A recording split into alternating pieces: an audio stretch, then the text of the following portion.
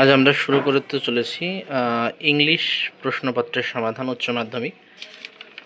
প্রথম যে প্রশ্নটা আছে সেটা হচ্ছে 1-এর ছি উত্তর তোমরা দেখতে পাচ্ছ, উত্তরগুলো তোমরা মিলিয়ে নেবে।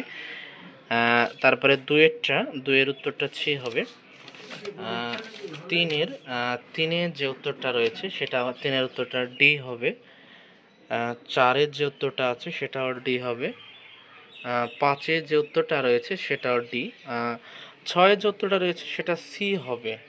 আমরা পরের পাতায় চলে যাই।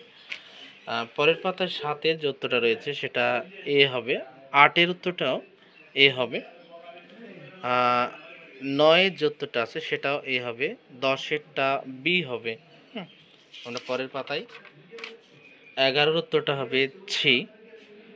12-এর উত্তরটা হবে ডি। এগুলো আমরা মোটামুটি দেখে নিলাম। এবার আসি আমরা পরের পেজে। প্রোজ দেখতেই পাচ্ছ, পোয়েট্রি, প্রোজ, এখান থেকে বড় প্রশ্ন এসেছে। আমরা মূলত শর্টগুলোই দিচ্ছি।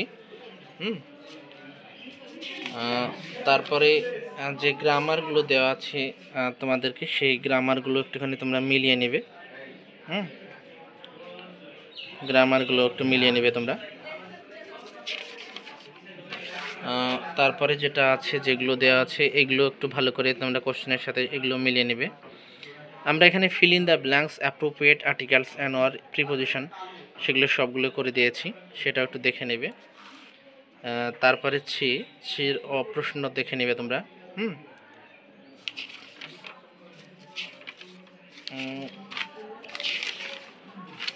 এই ছিল মোটামুটি। তো আক্তাল স্টার বেঙ্গলি চ্যানেল তোমাদের প্রত্যেক দিনকেই তোমাদের প্রশ্নের অ্যান্সারগুলো দিয়ে থাকে। তো এই চ্যানেলটিকে তোমরা অবশ্যই সাবস্ক্রাইব করো এবং প্রচুর পরিমাণে লাইক, কমেন্ট, শেয়ার করতে একদম ভুলো না। আর অবশ্যই নিয়মিত চ্যানেলের সঙ্গে থাকো। Thank you for watching. পরবর্তী পরীক্ষাগুলো ভালো দিও, এই আশা কামনা রেখেই শেষ করলাম।